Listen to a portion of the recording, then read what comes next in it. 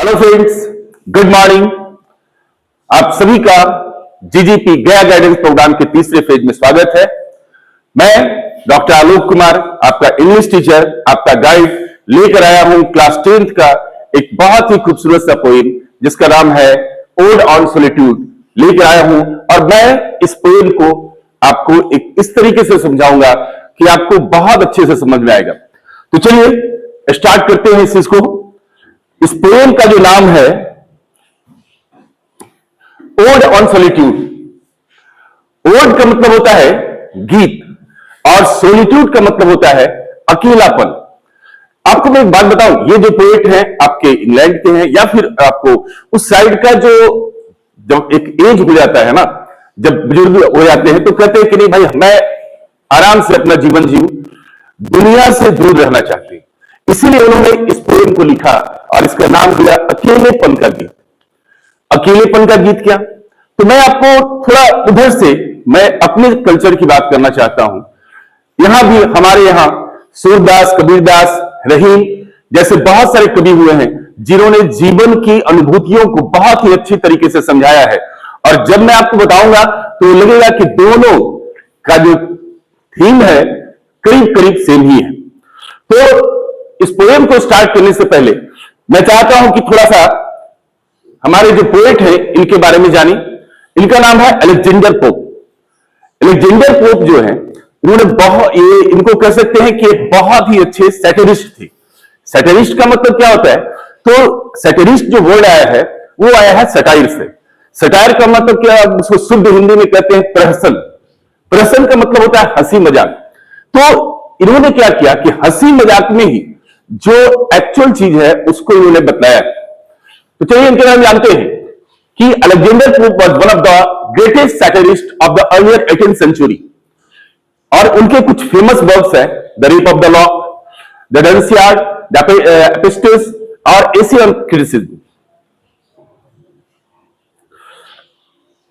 तो फ्रेंड्स, यहां से मैं पोएम की शुरुआत करने जा रहा हूं जिसका नाम है ओड ऑन सॉलिट्यूड, अकेलेपन का गीत।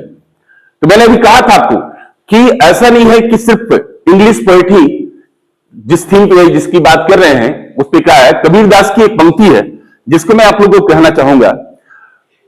कहा उन्होंने कि साईं इतना दीजिए जामे कुटुंब समाए, मैं भी भूखा ना रहूं साधु न भूखा जाए। उनके कहने का मतलब यह है कि हे भगवान, मुझे बहुत ज्यादा संपत्ति नहीं चाहिए, मुझे अंबानी मत बना दीजिए, मुझे बहुत बड़ा करोड़पति नहीं बनना है, मैं एक सिंपल सा इंसान बना रहना चाहता हूं। और मुझे क्या चाहिए कि एक जो बेसिक नीड है लोगों की, रोटी कपड़ा और मकान। उन्होंने कहता है कि भगवान मुझे इतना ही दीजिए कि जिसमें मैं अपने पूरे परिवार के साथ रह सकूं, अपना जीवन यापन कर सकूं। और कहते हैं कि मैं भी भूखा ना रहूं साधु इतना भूखा जाए, मैं भी मेरा इतना कम से कम मेरे पास हो कि जिससे कि मेरा जीवन चल सके, आराम से जीवन कटे। और जो कुटुंब हित हमारे घर आए या जो कोई भी साधु समाज के लोग आते हैं उनको भी मैं कुछ दूं। अब मैं इसलिए बता रहा हूं क्योंकि जब इसके लाइन्स को अगर हम समझेंगे इस पोएम को तो आप देखेंगे क्या कहता है, happy the man whose wish and care a few eternal acres bound. Happy the man, वो आदमी बहुत ही खुश होता है। कौन?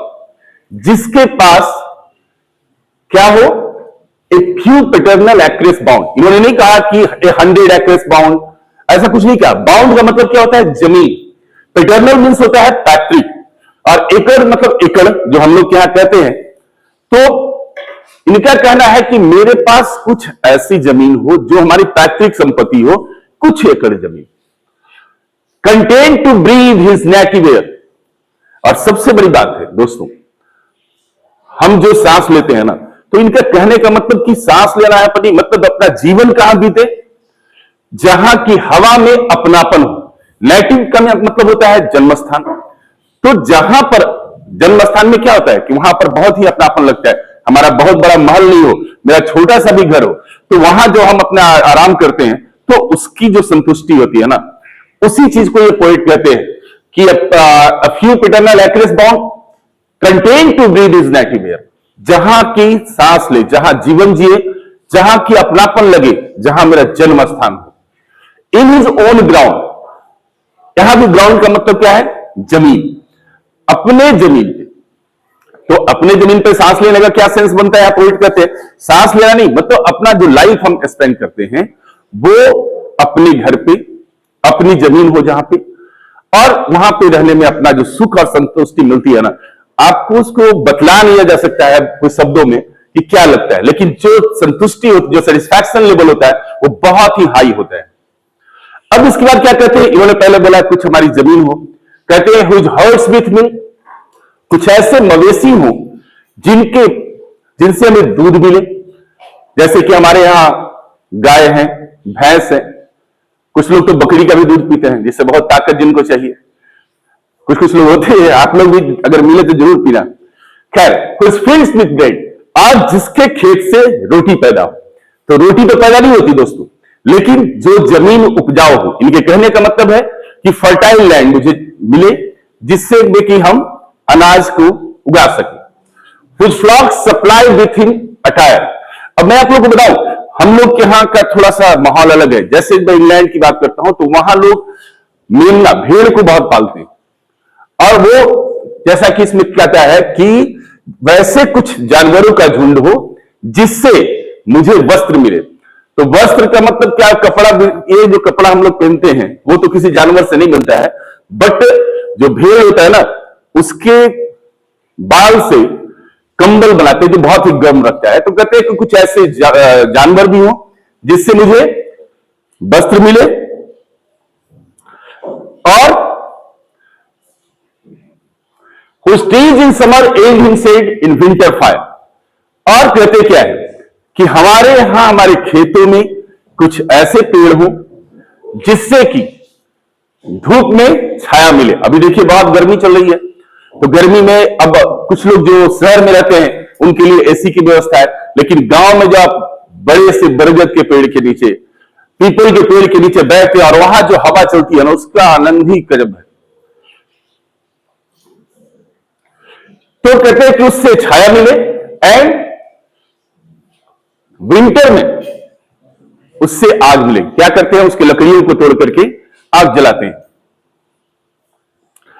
अभी जो मैंने शुरू में लाइन कहा था कि साईं इतना दीजिए जामे कुटुंब समाए, मैं भी भूखा ना रहूं साधु ना भूखा जाए, तो इनका भी जो फर्स्ट स्टूडियो था उसमें भी सेम थीम था कि मुझे बस इतनी जमीन चाहिए, रहने की जगह चाहिए, और मेरे साथ कुछ मवेशी चाहिए जिनसे दूध मिले, वस्त्र मिले, ये सारी चीज।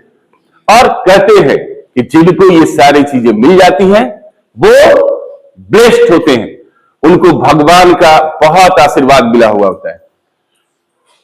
Who can unconcernedly find hours, days and years flight soft away।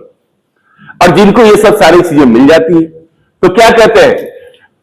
एक गाना सुना है आपने, दिन महीने साल गुजरते जाएंगे, तो ये भी पेड़ वही कहते हैं कि अपना जो दिन हो, आपके घंटे हो या साल जो है, बहुत ही आराम से कटते हैं, in health of body and peace of mind quiet by day. और उससे क्या होता है? जब सब कुछ एकदम नॉर्मल मिलता है ना, सब कुछ नॉर्मल होता है, तो आपका शरीर स्वस्थ होता है, दिमाग शांत होता है, और दिन भी बहुत ही मस्ती से कटता है। आजकल क्या है मेरे दोस्तों? आजकल हम लोग भाग रहे हैं, दौड़ रहे हैं हर चीज के पीछे।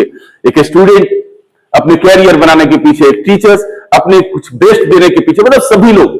और जैसा कि हम लोग जानते हैं ना, डिजायर्स आर एंडलेस, उसको इतने अनंत है कि उसका ये नहीं कहा सकता किसी को 10,000 मिल रहा है तो उसको 1 लाख चाहिए, 1 लाख वाले को 1 करोड़ चाहिए, तो वो एंडलेस है।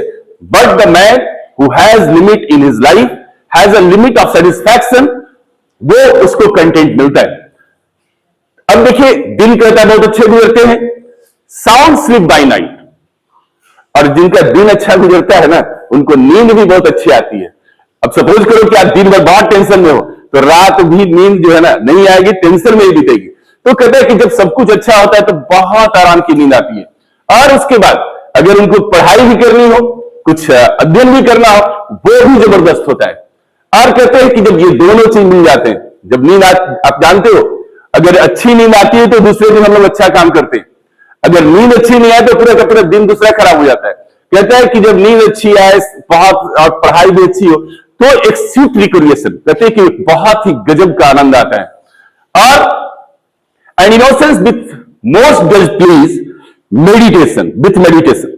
और उन सब के बाद सबसे अच्छी बात क्या है कि उसके बाद जानते हो मेडिटेशन कहते हैं, मेडिटेशन करने से हमारा माइंड कंसंट्रेट होता है, हमारा दिमाग शांत होता है। लेकिन ऑलरेडी जब दिमाग शांत होता है तो मेडिटेशन भी बहुत जबरदस्त होता है। तो आप सपोज करो कि आप इधर उधर कहीं भटक रहे हो, अब आपका दिमाग इधर उधर भटक रहा है, तो आप बिलीव करें कि आप मेडिटेशन कभी अच्छे से नहीं कर सकते। और यहां क्या ये बोल रहे हैं कि together mix sweet recreation and innocence this most does please with meditation. और साथ साथ अगर मेडिटेशन हो जाए तो उसके बाद क्या नहीं क्या है, क्योंकि जब आपका दिमाग शांत होता है तो कुछ भी करते हैं तो अच्छा ही होता है। और मेडिटेशन करने से ऑलरेडी आपका दिमाग कंसंट्रेटेड होता है, थोड़ा सा बहुत अच्छा है, हल्का फील करते हैं, लाइट फील करते हैं, तो आपको और भी अच्छा लगता है। अब मैं आपको फिर से लेके चलना चाहता हूं कहां, फिर से वापस आते हैं अपने हम इंडियन कल्चर में। वहां इसमें एक लास्ट स्टिंजा है, thus let me live unseen unknown, thus unlamented let me die, steal from the world and not a stone tell where I lie. चलिए मैं इसके बारे में आपको बाद में बताता हूं। फिर से मैं आपको कबीर दास के पास लेकर चलता हूं। उन्होंने भी एक लाइन कहा है, मरना भला विदेश में जहां ना अपन कोई, माटी खाए जनावरा महान मोक्ष हो। दोस्तों इसका मतलब क्या हुआ? कहते हैं कि मैं ऐसे जगह मरूं, क्योंकि कबीरदास जिस समय थे, अभी तो विदेश हमारे लिए अमेरिका, इंग्लैंड या नेपाल हो जाता है, उसमें विदेश किसको कहते थे? जहां वो रहते थे वहां से कहीं दूर। कहते हैं कि मैं वहां मरूं जहां मुझे कोई जानने वाला ना हो, जहां मेरा कोई अपना ना हो। क्यों? कहते हैं कि मरने के बाद जो जानवर हमारे मांस को खाएंगे, नोचेंगे, गिद्ध उस मांस को नोच कर खाएंगे, तो कहते हैं मरने के बाद भी हमारा शरीर काम आ गया कि जो जानवर है उनको एक संतुष्टि मिली, उनको उनकी भूख मिट गई। Please come here. कहते हैं दस let me live unseen unknown. कहते हैं कि भाई सुनो, इतना सारा चीज मिल गया ना, अब कुछ नहीं चाहिए। अब क्या कहते हैं वो? कहते हैं कि मुझे बस ऐसे ही जीने दो, मुझे दुनिया का चकाचौंध नहीं चाहिए, मुझे बस ऐसे ही जीना है, शांति से जीना है। अनसीन अननोन, न कोई मुझे देखे, न कोई मुझे जाने, दस अनलिमिटेड लेट मी डाई। और इसी प्रकार से मैं जीते जीते मर जाना चाहता हूं। क्योंकि एक हमारे यहां एक बहुत ही एक नया कस्टम्स निकला है, चाहे पहले भी लोग रहते थे, जब कोई मरता है ना तो उसकी याद में बड़ा सा एक पत्थर पे लिखवा देते हैं, ये व्यक्ति जन्म लिए किस समय मरे, और वो रहता है, रह जाता है स्मृति के लिए। कहते हैं कि मुझे वो सब नहीं चाहिए भैया, मैं जैसे जी रहा हूं, ना मुझे कोई देखे, ना मुझे कोई जाने, और मैं इसी तरह इस दुनिया से चला जाना चाहता हूं। स्टील फ्रॉम द वर्ल्ड, इस दुनिया से दूर, एंड नॉट ए स्टोन। कहते हैं कि मेरे नाम पर कोई स्टोन मत लगाना, टू वेयर आई लाई, कि मैं यहां पे रहता था। और यहीं पर आपका ये पोएम, बहुत ही खूबसूरत सा पोएम, यहीं पे समाप्त होता है। अब चलिए इसके बाद कुछ शॉर्ट क्वेश्चन एमसीक्यू पर देखते हैं। दो चार क्वेश्चन मैंने उसमें से निकाला है, देखेंगे। The poem ode on solitude, the poet draws a beautiful picture. किसका पिक्चर इसमें पोएट ने बतलाना चाहा? तो यहां पे कुछ ऑप्शंस हैं, a village, a poor man, a happy man, a town. Obviously आप लोगों ने अभी मैंने पढ़ाया है, तो ये किसके बारे में है? एक खुश व्यक्ति के बारे में, ए हैप्पी मैन। आगे देखते हैं, in the poem ode on solitude, where is the happy man content to live. कहते हैं किसे, यहां जो इस पोएम है, इसका पोएट कहां उसको सबसे ज्यादा संतुष्टि मिलती है? तो ऑप्शन है टाउन में, no, in his own ground, ये करेक्ट है। इन द हेवन, स्वर्ग मतलब कि ऊपर चले गए, ऐसा नहीं है। हम लोग कहते हैं कि मरेंगे, बहुत अच्छे कर्म करेंगे तो स्वर्ग चले जाएंगे। कहते हैं कि जिंदगी यही में स्वर्ग भी है और नरक भी है। जैसा आपने पहले पढ़ा कि अगर कोई व्यक्ति संतुष्ट है, सेटिस्फाइड है, कंटेंट है, तो उसका पूरा लाइफ यहां हेवन है। और जो व्यक्ति अनसेटिस्फाइड है, तो समझ लो कि आपको बहुत बड़ा उसका महल भी मिल जाए सोने का, तो वो चीज नहीं मिलेगा। मैं आपको एक पोएम में बता रहा हूं, द एम्प्टी हार्ट, इसी से रिलेटेड है कि आदमी असंतुष्ट है, उसके पास बहुत सारा सोना आ गया, फिर भी थोड़ा सा सोने के चक्कर में वो अपना जीवन गंवा देता है। तो कहता है कि अपने जमीन पे पोएट को बहुत ही अच्छा लगता है, खुश रहता है। अब एक क्वेश्चन है कि अलेक्जेंडर पोप किस तरीके के पोएट थे? वो ड्रामाटिस्ट थे, नोवेलिस्ट थे, एसेइस्ट थे, सैटिरिस्ट थे? आपको शुरू में बताया कि ये ग्रेटेस्ट सैटिरिस्ट थे। अच्छा, अब क्वेश्चन है who gives milk to the happy man? अब यहां पे देखिए, थोड़ा सा टेक्निकल मैंने इसमें डाला है, ध्यान से देखिए। ऑप्शन ए है कैटल, मवेशी, बी है cow, C buffalo and D camel. आपको मैं बताऊं, गाय का दूध भी, भैंस का दूध भी, और बहुत सारे लोग तो जो राजस्थान साइड में रहते हैं उनको ऊँटनी का दूध भी बहुत अच्छा लगता है, जानते हो, बहुत ही पावरफुल वो भी होता है। और मैंने शुरू में कहा बकरी का दूध पियो, अगर इधर के हो तो फिर जानते हो ऊँटनी का दूध अगर पियोगे तो बहुत ही ताकत बढ़ जाएगी। लेकिन यहां पर किसी भी उन्होंने नहीं कहा कि किसका गाय दूध, सीधी बात कि उनको मवेशियों का दूध, वैसे मवेशी जिनको वो पाल सके। अब कहते हैं poet wants to die unseen and what? आपको मैंने अभी बताया था, बिना देखे बिना जाने। तो अनसीन मतलब क्या हुआ? बिना देखे, और बिना जाने का क्या होता है? अननोन। It's very clear. चलिए आगे बढ़ते हैं। मेडिटेशन से पोएट को क्या मिलता है, या किसी व्यक्ति को क्या मिलता है मेडिटेशन से? उदास हो जाता है व्यक्ति, वो खुश हो जाता है, उसको चिंता हो जाती है, गुस्सा होता है।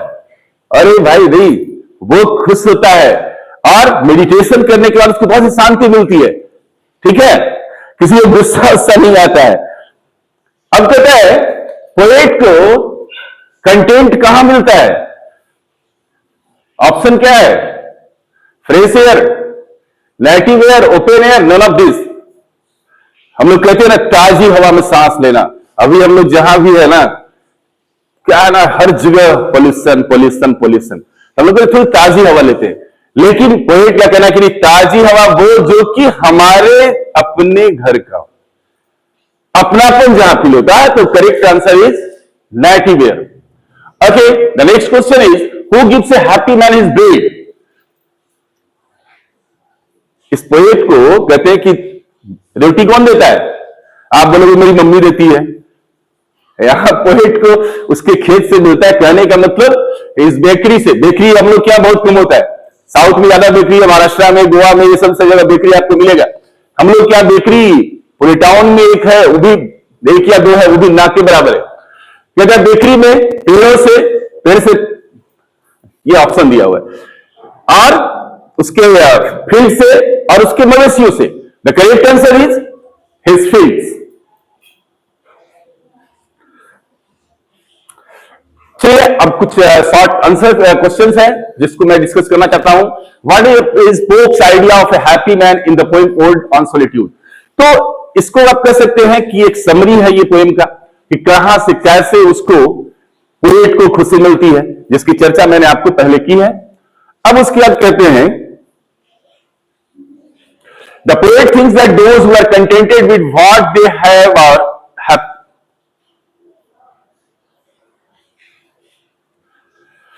Happy man, do you agree? तो कहते हैं I am totally agree with this statement. जैसा कि मैंने आपको बताया कि डिजायर जो होता है ना, इंडलेस है, आजकल लोग उसी के पीछे भाग रहे हैं। हम अक्सर अपने स्टूडेंट से पूछते हैं कि भाई तुम पढ़ क्यों रहे हो? तो कहते हैं कैरियर बनाने के लिए। तो कैरियर बनाने से क्या होता है? उसके बाद तो तुम हैप्पी हो जाओगे। बोले हाँ सर, एकदम हैप्पी हो जाएंगे। कैरियर जैसे मान के चलो कि आपको कोई जॉब मिल जाए, अब उस जॉब को करने का टेंशन, उसी के पीछे भागे चले जा रहे, भागे चले जा रहे, भागे चले, till the end of your life you are running. क्यों? Because your desire is endless. तो यहां पर वही बात कहते हैं कि हमें जो है, अगर जो मेरी इच्छाएं हैं, अगर उसको हम एक लिमिटेड कर लेते हैं, जहां पर मेरा सेटिस्फैक्शन लेवल ठीक होता है, तो वहां पे फिर हमारा सब कुछ अच्छे से चलने लगता है। और इसीलिए मैं कहता हूं कि नहीं, पोएट का जो कहना है इससे मैं पूरी तरह से सहमत हूं। चलिए दोस्तों, अब फिर से हम लोग अगले क्लास में मिलते हैं। तब तक के लिए बाय बाय।